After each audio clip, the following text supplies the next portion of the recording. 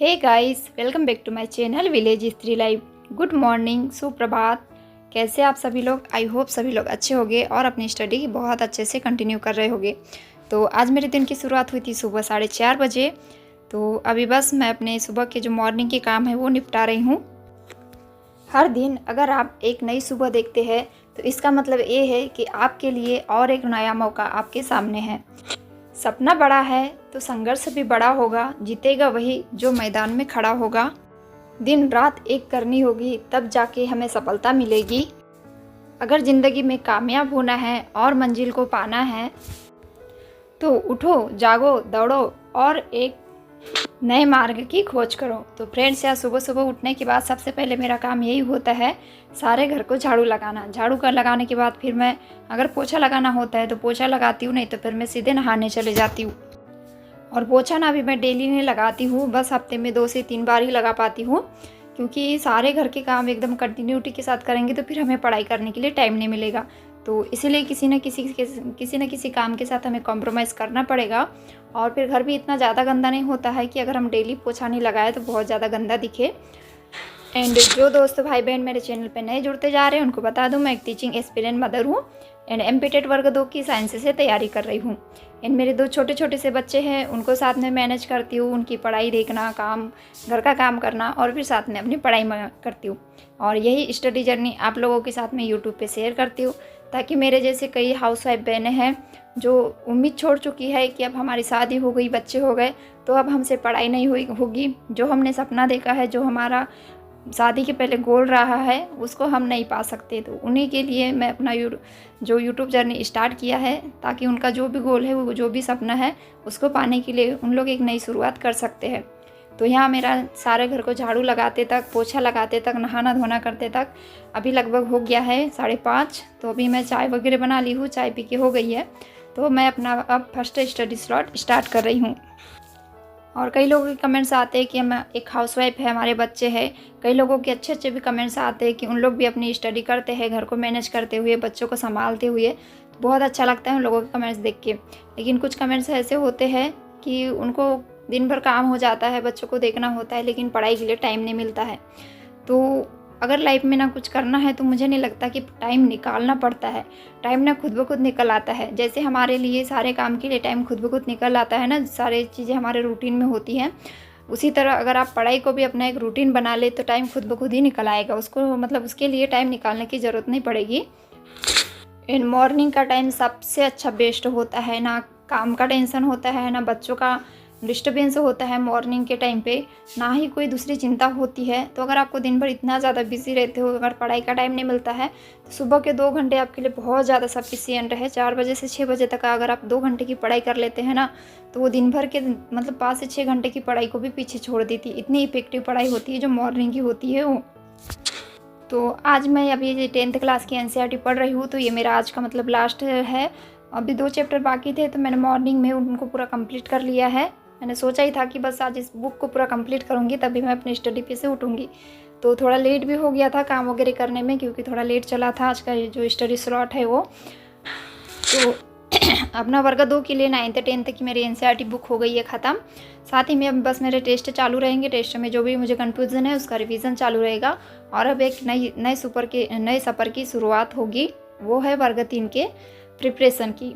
तो कई लोग पूछते हैं कि मतलब क्या पढ़ना चाहिए वर्ग 3 में, क्या नहीं। तो मैंने पिछले वीडियो में बताया था, जो बेस है उसको, जो मुझे अभी बेस अपना है उसको मजबूत करना है पूरे सब्जेक्ट का। तो उसके लिए मैं अभी एनसीईआरटी फॉलो करूँगी, उसके अलावा कुछ नहीं। जब मेरा बेस एकदम मजबूत हो जाएगा, स्ट्रॉन्ग हो जाएगा, उसके आगे मैं फिर देखूँगी मुझे क्या करना है। और किसी ने मुझसे पूछा था कि एनसीईआरटी पढ़ना ज़रूरी है क्या, तो मुझे लगता है ज़रूरी है।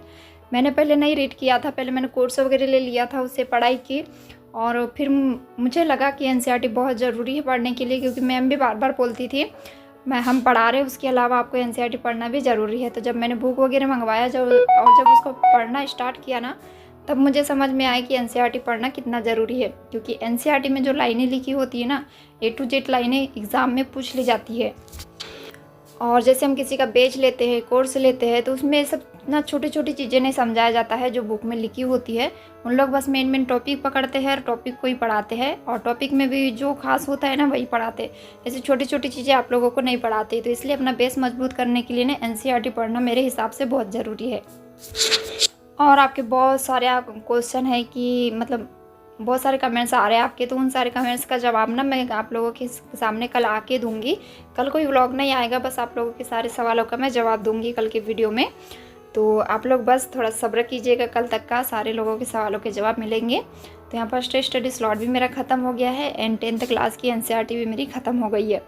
तो बस अब घर की सारी क्लीनिंग बाकी है, सारी नहीं सिर्फ बाहर की क्लीनिंग बाकी है। घर की क्लीनिंग तो मैं मॉर्निंग में ही कर लेती हूँ। ये देखिए, और मतलब 7 बजे तक ना मेरा फर्स्ट स्टडी स्लॉट होता है। आज थोड़ा लेट हो गया था, और मौसम देखिए थोड़ा सा बादल बादल भी है पूरा।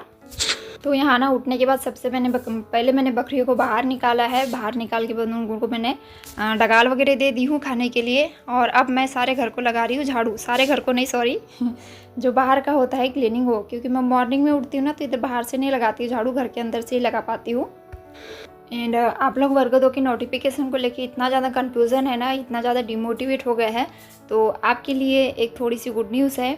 क्योंकि जो वो था ना अपना DPI, तो वो अभी ना इसमें जो गेस्ट वाला सब उनका काम चालू था, अतिथि शिक्षक लोगों का, उनको ज्वाइनिंग देना, ये सब सारी चीज़ें, तो उनमें वो उन लोग थोड़ा बिजी थे, इसलिए उन लोग DPI अपना सारा शेड्यूल वगैरह वो नहीं दे पा रहे थे SB बोर्ड को। तो अब ना अतिथि शिक्षकों का काम तो हो गया है ख़त्म। तो अब लगता है कि उन लोग हमारे वर्ग एम्पिटेड वर्ग 2 पे थोड़ा सा काम करेंगे, और हो सकता है नोटिफिकेशन आ जाए अक्टूबर में शायद। तो आप लोग कभी भी डिमोटिवेट मत होइए, बस जो अपनी स्टडी कंटिन्यू करिए। मैं मानती हूँ कि आप लोग नहीं पढ़ पाते हैं, थोड़ा डिमोटिवेशन आ जाता है कहीं ना कहीं, लेकिन हम होता है ना अपने जो हाउस वाइफ का है, रोज़ का काम हमें नहीं करना होता है, मन नहीं करता है, लेकिन फिर भी हम कुछ मजबूरी में करते हैं ना काम। तो बस पढ़ाई को भी एक अपना रूटीन बना लीजिए कि नहीं कर रहा है मन, फिर भी हम कर रहे हैं, तो थोड़ा बहुत तो हमारे दिमाग में जाएगा ना। और कोई चीज़ हमारे रूटीन में रहती है और एक दिन वो चीज़ नहीं होती है ना, तो हमें अधूरा अधूरा लगता है।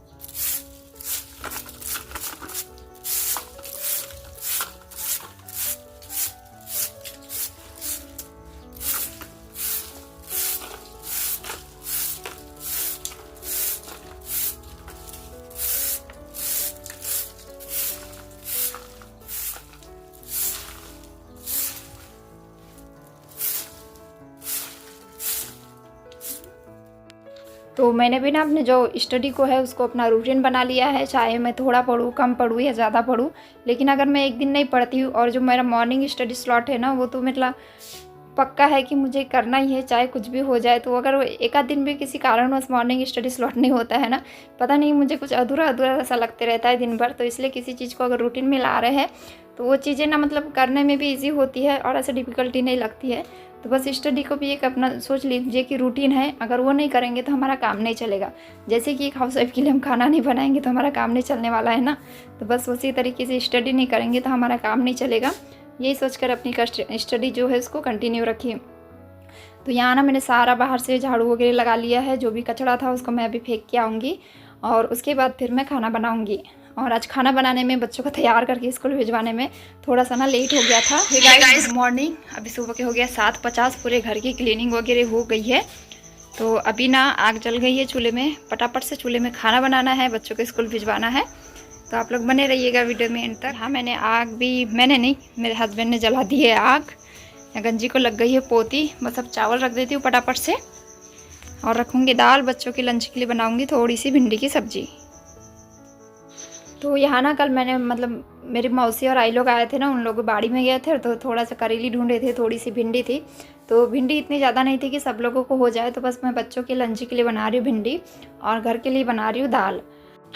और आज ना लेट हो गया था थोड़ा सा बच्चों को, फिर इतना जल्दी फास्ट की मैंने सारा काम ना, पर हो गया था टाइम पे मैनेज। अक्सर हमारे पास होता है ना, अगर ज़्यादा टाइम है तो हम उसी काम को एकदम आराम से करते, धीरे धीरे करते, और उसी काम में अगर थोड़ा का टाइम है, कम टाइम है, तो वही काम हमारे समय से निपट जाते हैं। तो बस वही हमारी एग्ज़ाम की भी कंडीशन है, हमें टाइम का नहीं पता कि कब नोटिफिकेशन आएगा, इसलिए अभी धीरे धीरे अपनी पढ़ाई करते रहिए। जब नोटिफिकेशन आ जाएगा तो अपनी स्पीड बढ़ा दीजिएगा, और स्पीड खुद ब खुद बढ़ भी जाएगी। तो यहाँ ना बच्चे भी थोड़ी सी कर रहे हैं पढ़ाई। क्या गुड मॉर्निंग। यहाँ ना बच्चों के भी क्वार्टरली एग्ज़ाम आने वाली है 23 से, तो उनको मैं काम करते करते ही थोड़ा सा पढ़ा लेती हूँ और ऐसे भी पढ़ाती हूँ। उनको थोड़ा सा उनके लिए टाइम निकालना पड़ता है क्योंकि बच्चों को भी टाइम देना बहुत ज़रूरी होता है। तो बस यहाँ रोटियाँ सेकती हूँ, बच्चों को तैयार करूँगी, स्कूल भिजवाऊँगी और इसी के साथ मैं अपना आज का वीडियो एंड कर रही हूँ। आई होप आप लोगों को वीडियो पसंद आएगा। वीडियो पसंद आएगा तो वीडियो को लाइक कर दीजिएगा, चैनल को सब्सक्राइब कीजिएगा। Bye bye, take care, see you again next